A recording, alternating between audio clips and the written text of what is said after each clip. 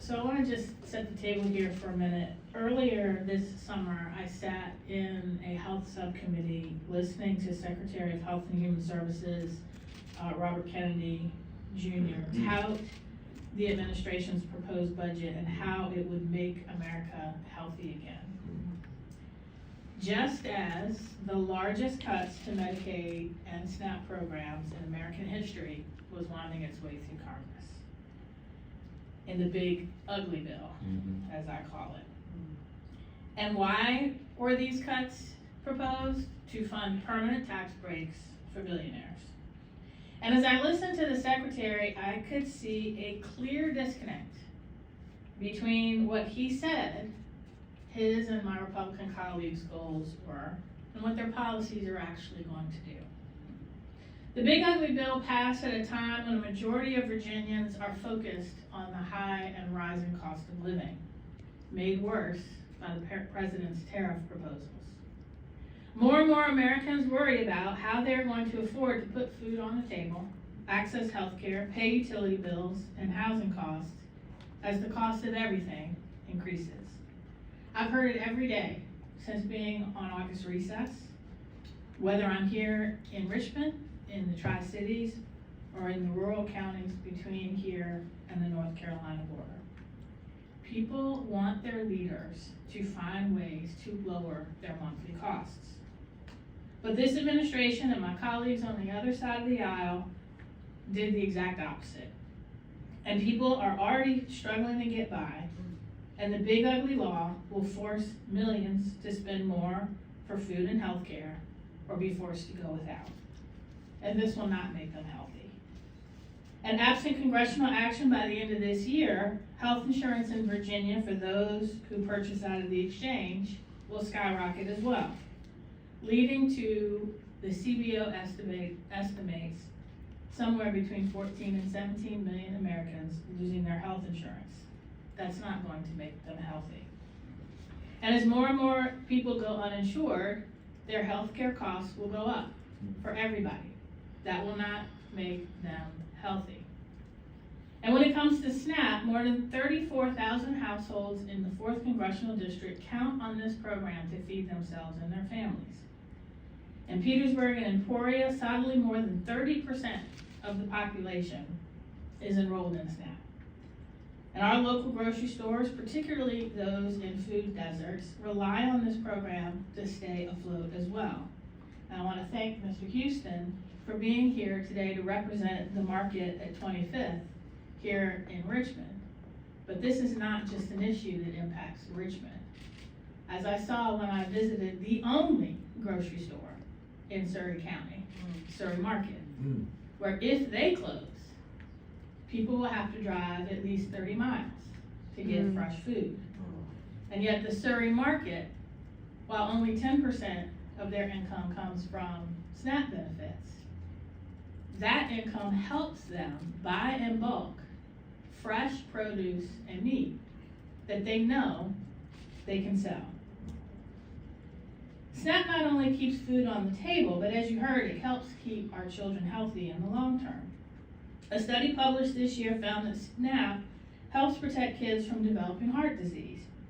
And rather than making America healthy again, this historic cut to SNAP will do just the opposite.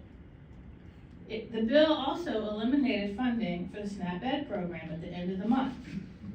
The SNAP Ed program is what is used to help fund education programs for children and seniors to help them learn healthy eating habits. Last year alone, more than 21,000 children in Virginia were able to get this critical nutrition information through the program, and as a result, those children reported eating more vegetables and being more physically active. And with the program ending, fewer kids will get the information they need to live healthier lives. You've heard how SNAP eligibility determines eligibility for free and reduced lunch. It also determines how many school divisions are eligible for funding to help them provide free and reduced lunch to all children in those school divisions. They are in those Title I schools, like in Henrico County and in Chesterfield. The cuts to the SNAP program will trickle through to school nutrition programs, making children less healthier, but you cannot learn if you are hungry. Ask any teacher, they will tell you.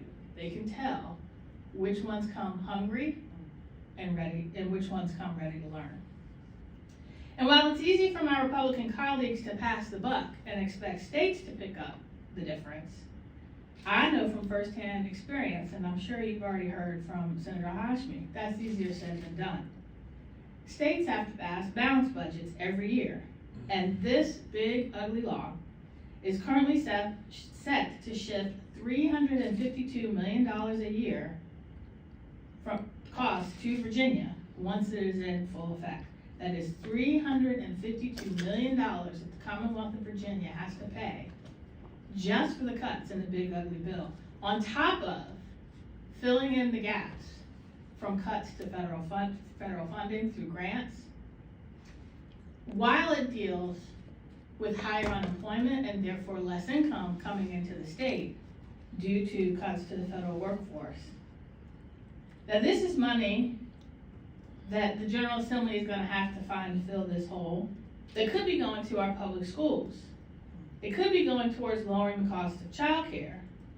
But instead, my former colleagues and the next governor will have to find the money to pay for these new costs or make the incredibly difficult decision to cut benefits or raise taxes.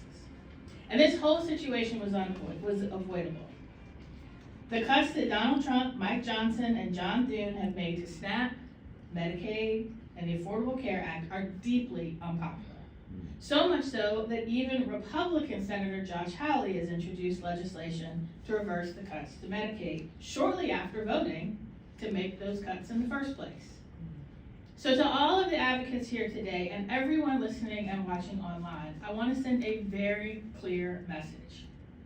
I will not stop fighting for SNAP. I will not stop fighting for Medicaid. I will not stop fighting for you. And I have signed on to legislation to reverse these cuts as well. Your advocacy is working. Keep it up. Because the more people find out what's in this big ugly bill, the less popular it gets. And the less popular it gets, and the more pressure you put on my colleagues, the more likely they are to reverse these damaging cuts before they do too much damage for us to fix. Thank you very much.